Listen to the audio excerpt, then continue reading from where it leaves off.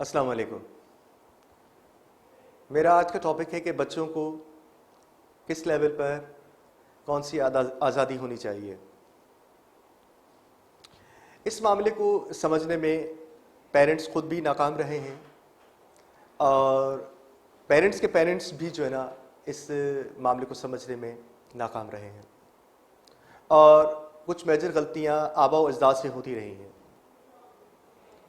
सबसे पहली गलती अगर मैं यहाँ मेंशन करना चाहूँ कि आप बचपन में बच्चों को शॉपिंग के लिए ख़ुद लेकर जाते हैं, जो कि बहुत बड़ी हिमाकत है, बहुत बड़ी लाइल्मी है। कभी भी बच्चों को जो है आपको मार्केट ख़ुद लेकर नहीं जाना चाहिए, ये अखलाक के मनाफी है।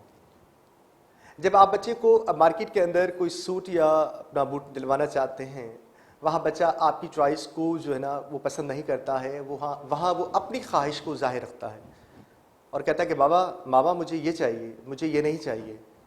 तो बाज़ औक़ात आप दुकानदार के सामने एहसास शर्मिंदगी से बचने के लिए बच्चे को वो चीज़ दिलवा देते हैं, या बाज़ औक़ात जो है ना उसकी ज़िद के सामने आप अपने आप को जो है ना वो फील करते हैं कि शायद अब यहाँ ऐसा करना ठीक नहीं होगा और आप उसकी बात मान लेते हैं।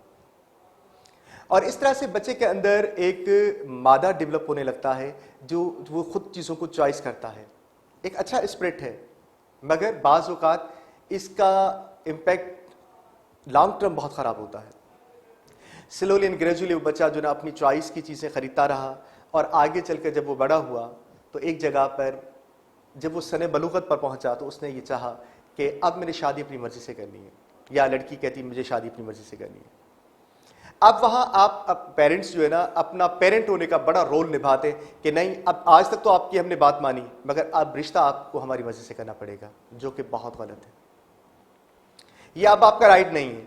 जो आपका राइट था बचपन में, जहां आपने उसकी बेहतरीन पेरेंटिंग करनी थी और उसको चीज़ें अपनी पसंद से दिलवानी थी, उसके अंदर ये चीज़, ये मादा डेवलप करना था कि बेटा जो मैं कह रहा हूँ या जो मैं कह रही हूँ वो बेस्ट है, वो चीज़ आपने खो दी। जो आपका राइट था आपने खो दिया। अब जो राइट उसको खालिक कायनात जो शरीयत देती है, अब वो राइट उसको खुद को एक्सरसाइज करने दें।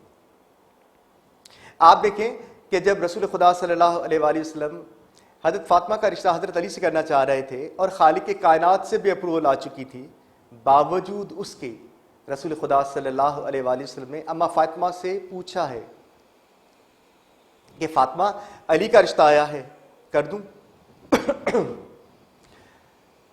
यकीनी तौर पर यह मैसेज था हमारे लिए।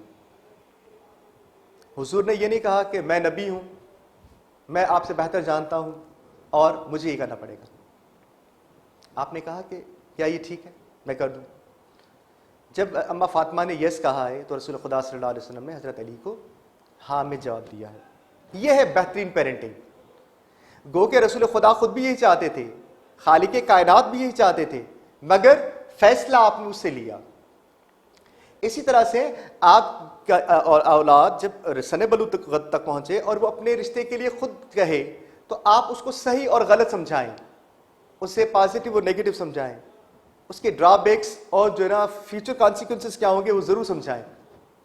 मुझे यकीन है कि बच्चा या बच्ची करेगा वही जो आप चाहेंगे, मगर ये फैसला आप उससे लें ताकि वो ये ना कह सके कि मेरे वालिद ने या मेरी वालदा ने मुझ पर फैसले इंपोज किए। और अगर खुदा न खास्ता अगर आपने अपनी जिद में आकर अपनी बेटी या बेटे का रिश्ता कर दिया, इस बात को यही रखता हूं। इससे पहले एक हदीस समझते हैं कि रसूल खुदा सल्लल्लाहु अलैहि वसल्लम की हदीस पाक है कि अमल का दारोमदार नीयत पर है। अब मेरा याद रख लीजिएगा कि मेरा फोकस नीयत पर है। अब आपने जबरन उस बच्ची की शादी कर दी तो उसकी शरई हैसियत क्या होगी? जिसने मजबूरन उस लड़के को ओन किया है, ऐसा रिश्ता फ्यूचर में कौन सा मजबूत रिश्ता बनेगा? मियाँ और बीवी तो सर एक दूसरे के शरीक हयात होते हैं, ये तो शायद एक दूसरे के शरीक कमरा भी ना बन पाए। इनका फ्यूचर क्या होगा और इनके फ्यूचर से इनके आने वाले बच्चों का फ्यूचर क्या होगा? और जबकि नीयत नहीं थी, इसकी शरई हैसियत क्या होगी? आपको जरा सोचना पड़ेगा। आप देखें, एक निकाह के लिए एक अपना शादी हाल के अंदर 500 लोगों को इनवाइट किया गया है और 500 लोग ही ये चाहते हैं कि इस लड़के का फला लड़की के साथ ही निकाह हो। अगर वहां वो लड़की इनकार कर दे कि मुझे यहां निकाह नहीं करना, तो वो 500 लोगों की रजा ज्यादा अहम होगी या उस लड़की की रजा ज्यादा अहम होगी? यकीनी तौर पर उस लड़के या लड़की की रजा ज्यादा अहम होगी। ये तो 500 हैं, मगर अगर इस जगह पर 5 लाख लोग भी होंगे तो उनकी राय की कोई अहमियत नहीं होगी। अहमियत होगी तो इनकी हां और ना की। तो बेहतरीन पेरेंटिंग के अंदर यह भी मौजूद है कि इन बच्चों को यह आजादी होनी चाहिए, ठीक है, इनको तालीमी मैदान के अंदर भी आजादी होनी चाहिए कि ये अपने कैरियर के फैसले खुद करें। अब्बू डॉक्टर था लिहाजा मुझे डॉक्टर बनना है। अब्बू ने अपना किसी दोस्त को डॉक्टर देखा था, किसी दोस्त की बेटी को डॉक्टर देखा था, लिहाजा अब अपनी बेटी से वो जिद कर रहे हैं कि नहीं बेटा तुमने डॉक्टर बनना है। ये माइंडसेट नहीं होना चाहिए। बच्चों को ये आज़ादी भी होनी चाहिए कि बच्चे जो है अपनी आज़ादी के साथ अपने कैरियर का फैसला करें। उनके ऊपर आप अपनी जो फेलियर है या आपके नज़दीक जो कामयाबी और नाकामी है उसको मद्देनजर ना रखें। बेहतरीन पेरेंटिंग ये है कि उसको अपनी चॉइस के मुताबिक, क्योंकि ज़िंदगी उसकी है, उसने फैसला करना है, तो अपने कैरियर का फैसला वो खुद करे, अपने फ्यूचर का फैसला वो खुद करे। ये आज़ादी भी उनको होनी चाहिए। और दूसरी आज़ादी उनको ये होनी चाहिए कि बच्चे जो हैं वो अपने घर में कम से कम पूरे एतमाद के साथ रहें। अगर वो कोई चीज़ इस्तेमाल कर रहे हैं तो उनके ऊपर उनका पूरा राइट होना चाहिए। एटलीस्ट जो है वो उनको चीज़ों की बुनियाद पर जो है ना उनको डांट नहीं मिलनी चाहिए। इस तरह की चीज़ें ही ना लेकर आए जो टूट जाए। अगर जो टूटती है तो ठीक है, थिंग्स फार होती हैं टूटने के लिए, वो चीज़ें होती टूटने के लिए, चीज़ें टूटने के लिए होती हैं, गुम होने के लिए होती हैं, इस्तेमाल होने के लिए होती हैं। इस बुनियाद पर कभी भी बच्चों को नहीं डांटना चाहिए। इससे बच्चों की मेंटल ग्रोथ जो है वो रुक जाती है, वो लैक ऑफ कॉन्फिडेंस का शिकार होते हैं। और बच्चों के सामने अपनी नाकामियों का रोना ना रोएं, ठीक है। आपके बच्चे आप पर फुल एतमाद के साथ रिलाई करें। आप किसी भी लेवल पर काम कर रहे हो, उनको पता होना चाहिए कि हमारा वालिद ईमानदारी के साथ, मेहनत के साथ, सच्चाई के साथ काम करता है, और ये उनका फख्र होना चाहिए।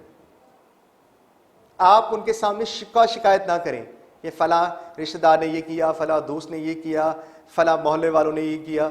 इस तरह की ये भी बेहतरीन पेरेंटिंग के अंदर नहीं आता। इससे नफरत का बीज बोया जाता है नस्लों के अंदर।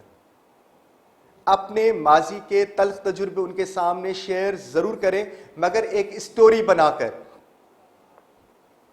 और ये जरूरी नहीं कि जो कुछ आपके साथ गलत हुआ है उसमें कतई तौर पर आप सही थे और दूसरा गलत था। हो सकता है आपकी ऑब्जर्वेशन अपने मुताबिक कमजोर रही हो, आप ही गलत हो,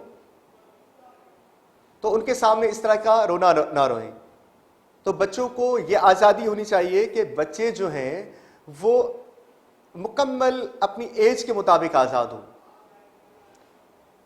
बाज़ माँ बाप अपनी इल्मी ताकत और अपना इल्मी शऊर की बुनियाद पर अपनी नौजवान नस्ल को ज़हनी तौर पर बूढ़ा बना देते हैं और उनसे उम्मीद रखते हैं कि ये बच्चा जो ना इंटेलेक्चुअल होकर जो ना वो सामने आए। ऐसा नहीं होगा, ये बेहतरीन पेरेंटिंग नहीं है। तो आई होप, इसके अलावा बहुत सारी बातें हो सकती हैं, मगर जो ना टाइम की किल्लत है, इस वजह से अगली बार फिर किसी नए टॉपिक के साथ आपके सामने हाजिर होऊंगा। अल्लाह हाफिज़, अस्सलाम वालेकुम।